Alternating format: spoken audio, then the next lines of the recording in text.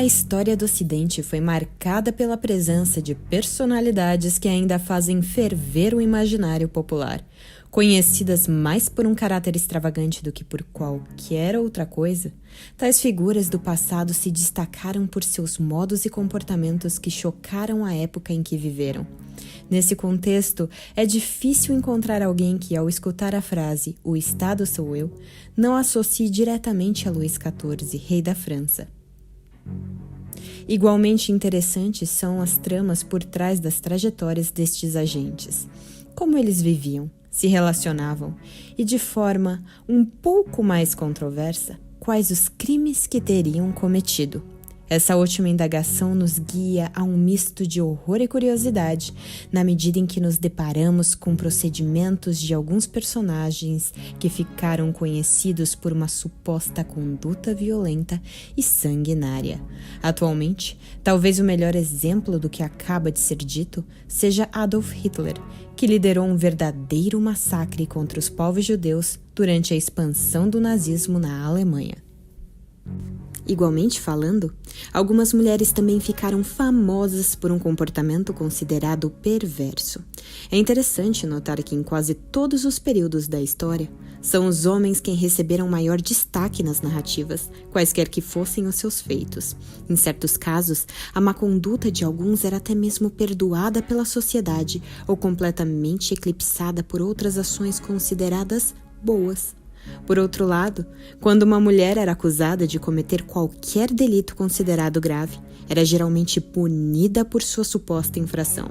Exemplo disso é o episódio da caça às bruxas e as demais pessoas perseguidas por heresia. Com efeito, esse acossamento, longe de terminar, perdura até os nossos dias, mas com um caráter diferente, a acusação moral. A condenação das atitudes femininas se faz notável em diversas épocas, principalmente quando a questão do comportamento sexual está envolvida.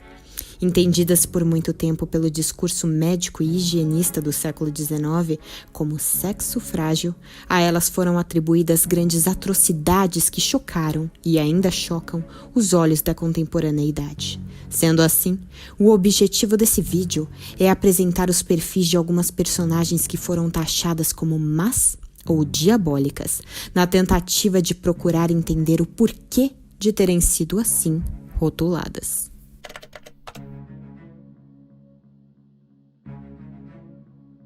Filha de um dos papas mais controversos da história, Alexandre VI, Lucrécia Borgia ficou conhecida como uma envenenadora e assassina de maridos. Muitos ainda se recordam da falácia na qual a filha do papa era portadora de um anel que continha em seu fecho o cantarella, o famoso veneno dos Borgia. De acordo com os rumores, a nobre se utilizava desse artifício para se livrar de seus cônjuges, apoderando-se em seguida de sua herança. Entretanto, os registros apontam para um caráter muito mais dócil por parte daquela mulher, que desde cedo foi usada como peão no jogo de alianças matrimoniais pela sua família. Ao que tudo indica, não era Lucrécia responsável pela morte de 2 de seus consortes, e sim seu irmão, Cesare, que queria utilizá-la para estabelecer novos laços com famílias mais ricas através do casamento. Entretanto, a hipótese de que ela era culpada por tais crimes, iniciada pelos inimigos da família Borgia, atravessou os séculos que se seguiram à morte de Lucrécia e perdura até os dias de hoje.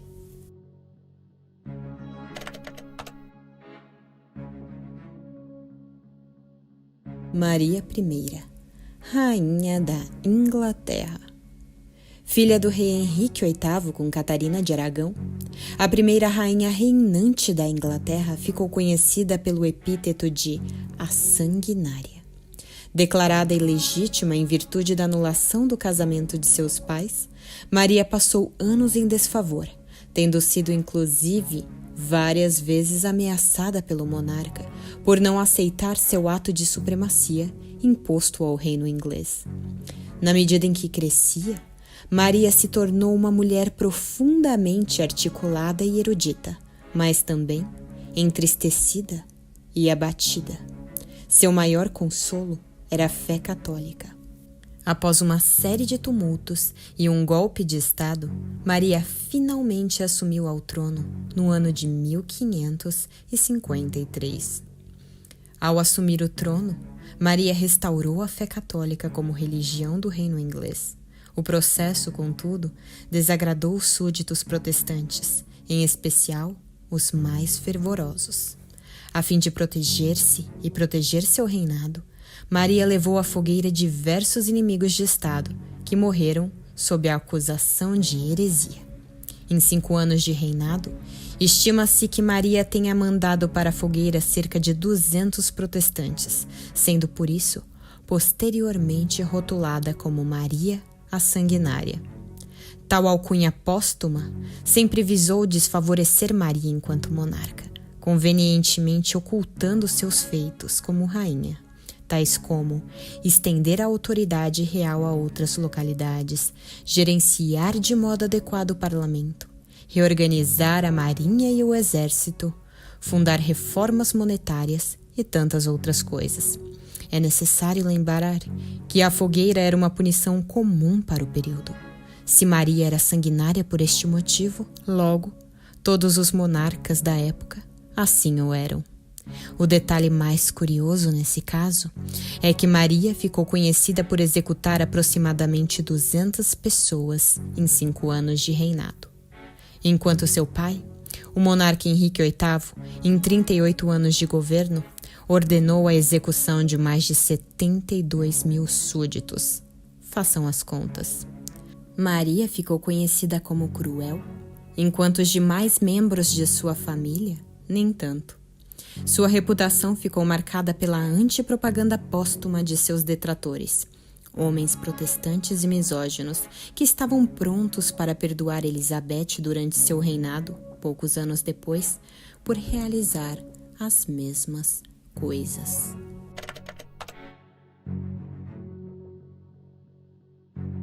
Elizabeth Bathory, a Condessa de Exeter.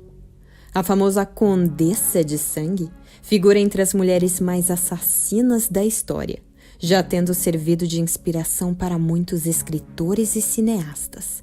E quem não se interessaria pela vida de uma mulher acusada de ser obcecada pela juventude, a ponto de se banhar em sangue humano para preservar a própria beleza?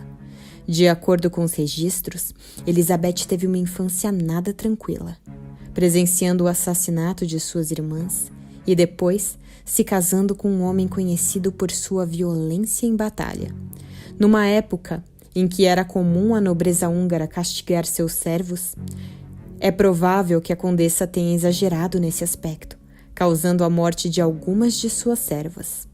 Logo, as acusações de assassinato em torno dela aumentaram e foi dada uma ordem de investigação contra a condessa.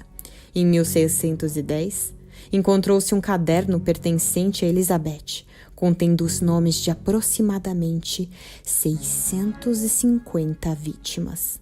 A condessa foi condenada culpada por todos os crimes e sentenciada a permanecer trancada numa cela escura pelo resto de seus dias. No entanto, pesquisas recentes avaliam a possibilidade de a condenação de Elizabeth Bathory ser uma trama promovida pelo rei da Hungria a fim de livrar-se das dívidas que havia contraído para com a condessa e, assim, se apoderar de todos os bens de sua família.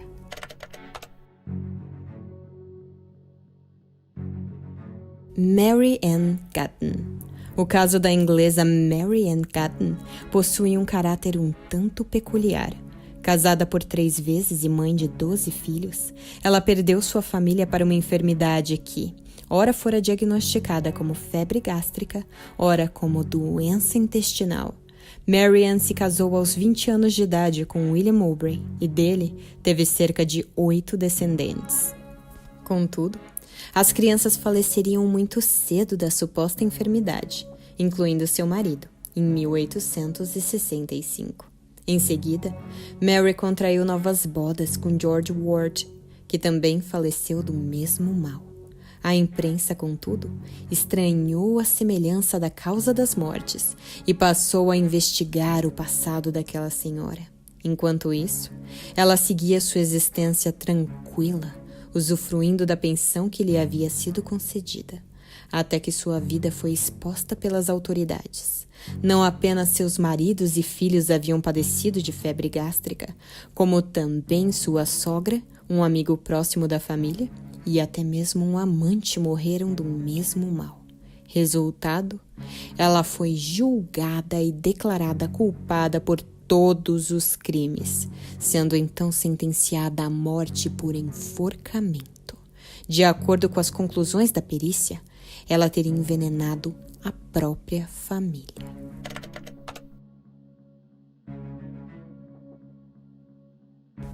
Belle Gunness. A história de Belle Gunness, norueguesa que vivia em Chicago, se assemelha em alguns aspectos à de Mary Ann Catton, só que enquanto a primeira havia sido taxada como louca, a segunda passou para a história como uma mulher gananciosa que matou seus filhos e maridos para se apoderar do dinheiro deles. Não obstante, Belle possuía uma característica que a destacava entre suas contemporâneas. Ela tinha cerca de 1,83 m de altura. Segundo estimativas, ela foi a autora de 20 homicídios, incluindo de namorados e pretendentes. Contudo, apenas 6 destes foram comprovados, entre os quais os de Martha e Lucy, suas próprias filhas. A acusada, por sua vez, não recebeu julgamento, e muito menos foi presa, tendo aparentemente falecido num incêndio criminoso. Seu corpo, curiosamente, foi encontrado sem a cabeça, que jamais seria achada. Não obstante, o laudo da perícia apontou que os supostos despojos de Gunness apresentavam uma estatura menor do que as pessoas se lembravam, o que deixou algumas dúvidas sobre se ela teria sido a mesma vítima do incêndio ou se seu corpo, na realidade, pertencia ao de uma mulher desconhecida.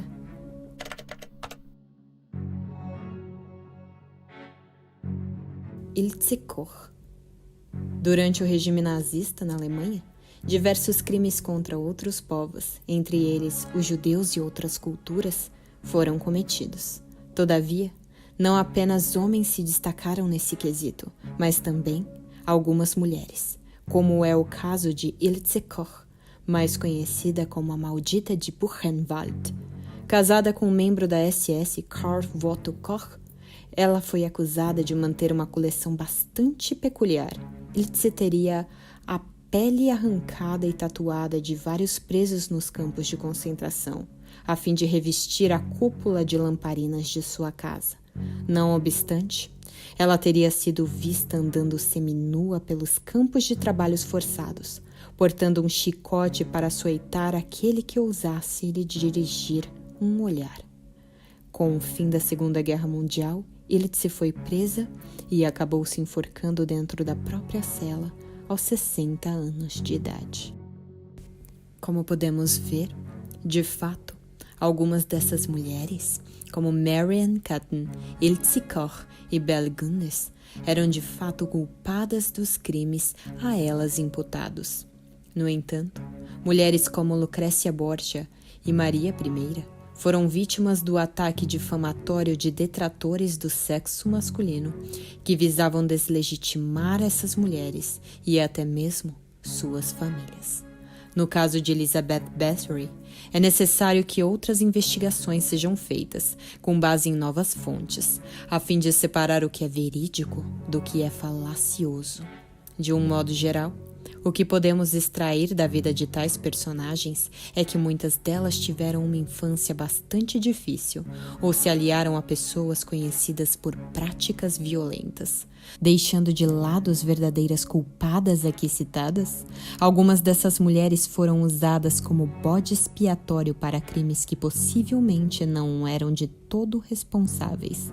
Porém, desde que a história virou para muitos um tribunal, apontar os supostos delitos de pessoas que já morreram e que, portanto, não estão mais aqui para se defender é muito mais cômodo do que prestar atenção nas atrocidades sociais que são constantemente cometidas diante de nossos próprios olhos, e permanecemos muitas vezes de braços cruzados, em completa inércia. Muito obrigada a todos que assistiram ao vídeo. Sigam nossa página no Facebook, Tudor Brasil, e nosso perfil no Instagram, @Tudor Brasil.